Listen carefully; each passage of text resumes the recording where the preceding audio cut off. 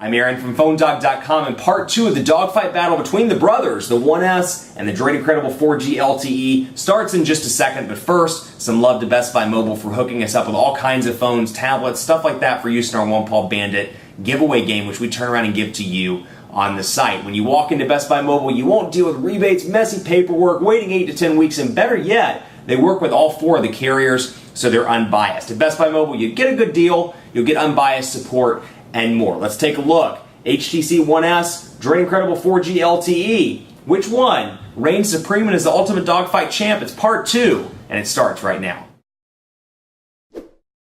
Part 2 of dogfight battle between the HTC 1S and the HTC DROID Incredible 4G LTE. 2 hot devices from HTC, depending on your personal preferences. So HTC did this one, Mobile World Congress, earlier in Barcelona, and then HTC rolled this one out. There's a lot of HTCs. HTCs, as the British people say. HTC rolled this out. I can't do that. HTC rolled out the DROID Incredible 4G LTE recently. Both are available at their respective carriers for $149.99. Let's take a look, starting at speed test. If you didn't catch part 1, be sure to go back and watch it because it's pretty darn interesting, if I do say so myself. But then again, maybe that's because I was the one talking.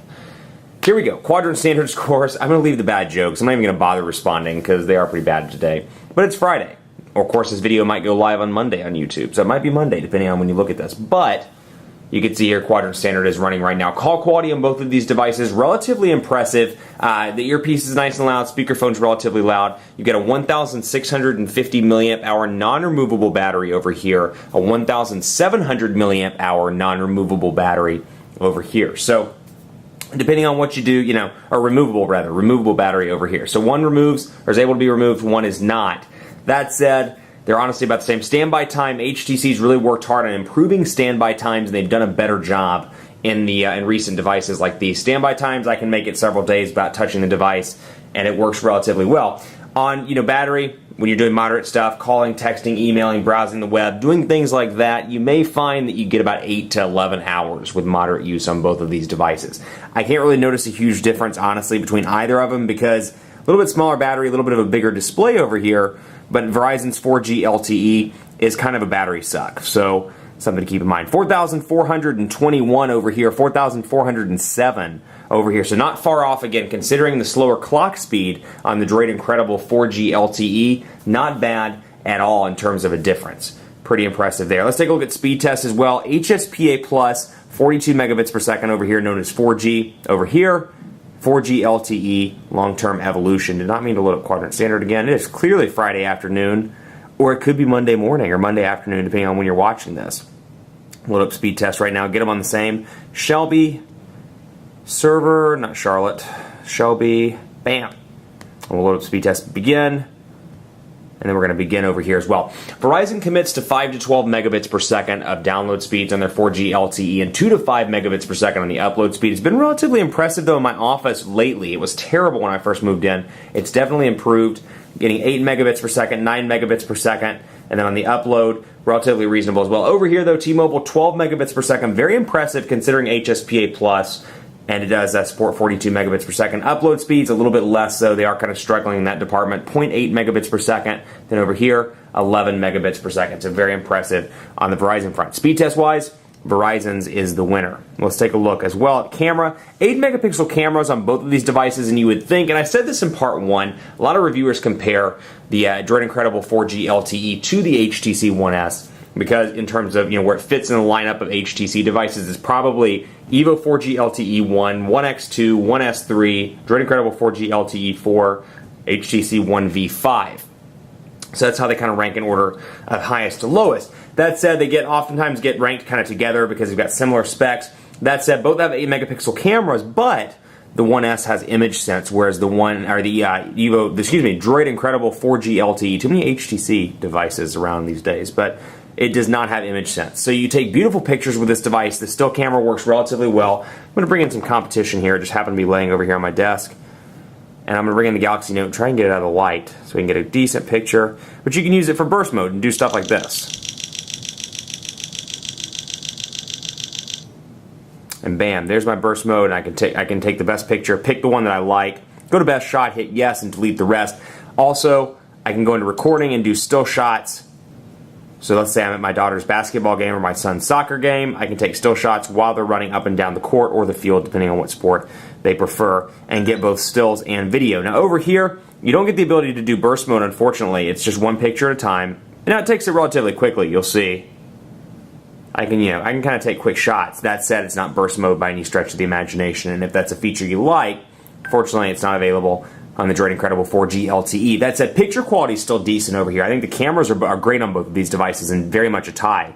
That said, if that burst mode feature is something that's important to you, you don't get that feature over on this device. What you do get is the ability to still take stills, though, while you're recording video. So really the only thing you're missing out on is the burst mode, that kind of feature. And that's something, in my opinion, again, keeping in mind these are the same price in their respective carriers, that's a feature I'd really like to have. And I'm really surprised that Verizon omitted it on the Droid Incredible 4G LTE. Another thing you'll notice, if you get really down into the nitty-gritty with these devices, the personalization menus are a little bit different. So HTC Hub, we've talked about this a million times in Dogfights. You get the ability to go onto HTC's website and download custom ringtones, wallpapers, themes, skins, all kinds of good stuff. And when you go into the 1S, you'll see Get More up here at the top. When I click Get More, it'll lead me right in there, and I can load up the different skins and download those skins based on HTC Hub and what's available in the virtual store.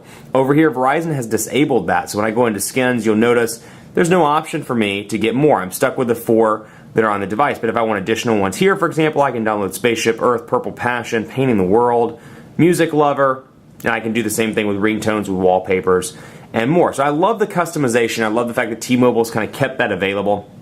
Same thing with gallery, actually, same thing with wallpaper. Let's go into HTC wallpapers.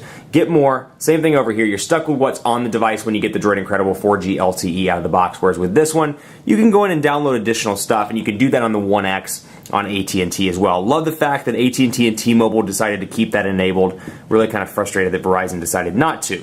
Another thing you'll see that's a small difference, going to the lock screen style here so you can take a look at the difference. And I talked about this in part 1. The screen size is noticeable, actually, for me. 4.3 to 4 is a noticeable difference. And it's funny because you go from like 4.3 to, let's say 3.7 to 4, I don't really notice a difference, or 3.5 to 3.7, but I do notice a difference here because this one, very pocketable, very easy to fit in the pocket, very thin and light. That said, it's a decent screen size for a lot of people. Over here, I do notice a slightly smaller screen. And the fact that it does, I have to squint a little bit for this one, and it's a little harder for me to type. So if that's something that's important to you, you want a bigger screen, I'd say go with the 1S. But maybe you're migrating up from an iPhone 4 or 4S or something with a 3.7-inch display or even like a 3.2-inch display. Both of these will be more than enough for you. But I like the personalization choices that they kept intact on the HTC 1S. Otherwise, personal information management stuff, very much the same on both of these devices. You can see my sample contacts here, some recent test calls that I did. Dial 611 on both, just so you can see, not 911, that would not be smart to dial on video. And you can see, of course, the network ID, but otherwise they look almost identical with the exception of the contacts button that you get right here on the Droid Incredible 4G LTE. So again, minor little things like that from device to device. Otherwise, call quality is really great on both of these devices. So it boils down to what you want the most out of your device. If you want 4G LTE connectivity, you like this original device, this Droid look and feel that came with the Resound, and some of the older HTC devices kind of resemble maybe the Droid Incredible 2 a little bit, this might be a good device for you. It's 4G LTE capable, it's a little bit less than the Galaxy S3 on Verizon. Then you got the 1S over here. Remember the original 1 series, $149.99, beautiful build quality, a little bit faster in terms of clock speed, camera's better with image sense, and it's a tough call to see which one is better overall. You got to decide what you want. But the winner of the Dogfight, by specs, by features, by everything, all kind of combined into one, the HTC 1S. It wins the Dogfight. That said, you could be happy with either one of these devices. I'd like to see Verizon lower the price by about $50 on this, and it would be a whole nother discussion, quite frankly. Keep it locked on PhoneDog.com for continuing coverage between these devices and more. It's Dogfight season, and it's a crazy September in mobile, so stay tuned. A lot of different launches coming, a lot of different rumors swirling around in the middle of the next iPhone and more, so keep it locked on PhoneDog.com as we dissect everything for the best, the latest, and the greatest mobile news. Be sure to follow me on Facebook, facebook.com/PhoneDogAB, Twitter, PhoneDog_Aaron. Let me know what you think of both of these devices. And stay tuned to PhoneDog, facebook.com/PhoneDog, and of course the site. We're getting ready to ramp up the greatest tech giveaway ever 2, and you're going to be able to win some pretty cool smartphones that I'm pretty excited about. So stay tuned for that. Thanks for watching. And as always, we'll see you. Try and turn these off and make it really elaborate, but it didn't work. We'll see you next time.